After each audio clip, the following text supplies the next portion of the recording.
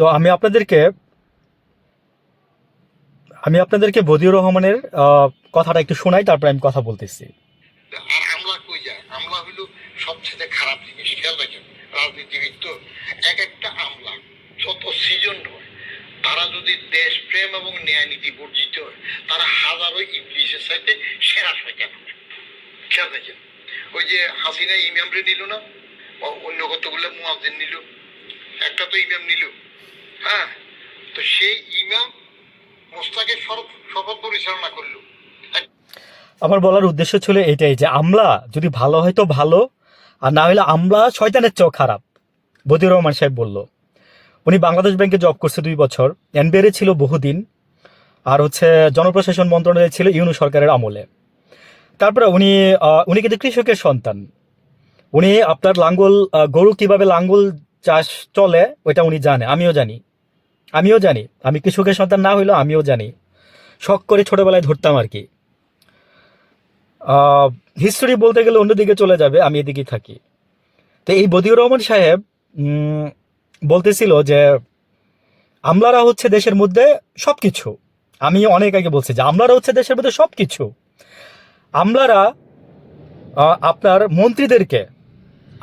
মন্ত্রীদেরকে বলতে পারেন যে গোলাম বানায় রাখে। মন্ত্রীরা আমলার কাছেই যায়, কারণ আমলারাই সব জানে, আমলাদের কাছে নথিপত্র থাকে। দেখছেন না যে যুগ যুগ ধরে সবকিছু চেঞ্জ হয়ে যায়, সরকার চেঞ্জ হয়, তারপর মন্ত্রী চেঞ্জ হয়, সবাই জেলে যায়, কিন্তু আমলারা কিন্তু জেলে যায় না, আমলারা কিন্তু ওই জায়গাটাতেই থাকে, বুঝছেন? তো দেশ পরিচালনা করেই হচ্ছে আমলারা।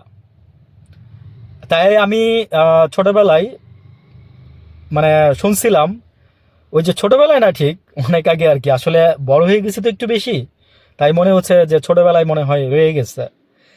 ব্র্যাক ব্যাংকে জব করা অবস্থায়, আমি জব করি আজকে বহু বছর, কিন্তু আমাকে দেখলে বুঝবেন না, তখন বলছিল যে আমলাতান্ত্রিক জটিলতাই বাংলাদেশ। বুঝি নাই।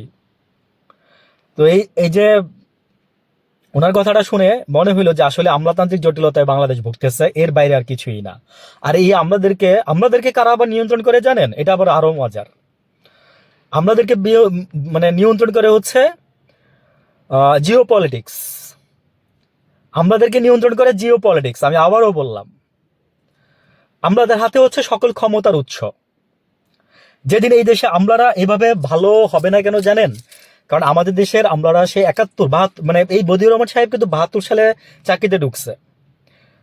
হ্যাঁ, 72 সালে চাকরিতে ঢুকছে। তো এনিওয়ে, আর কিছু বলতে যাচ্ছি না। ভালো থাকবেন। আসসালামু আলাইকুম।